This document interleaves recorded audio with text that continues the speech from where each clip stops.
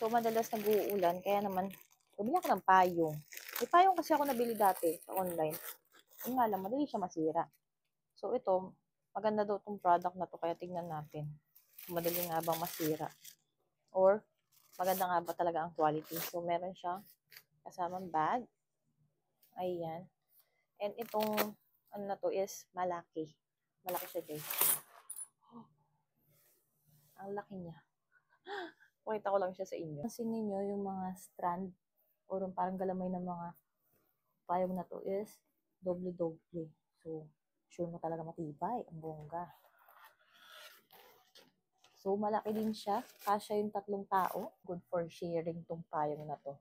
Pero hindi kayo problema na yun, ang laki kapag dadalhin nyo. Kasi, di ba, pag ganito kalaking payong is kadalasan yun yung pahaba or kaya yung merong hawakan. Alam niyo yung parang ginagamit na pantungkod.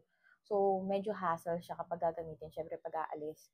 So, ito kasi, bukod sa maliit na, pwede pa siyang pang sharing. Tsaka tingnan nyo naman yung mga strand.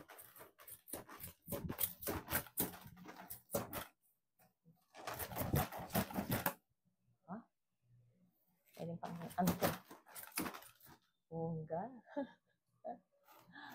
Okay sulit yung binayad ko dito.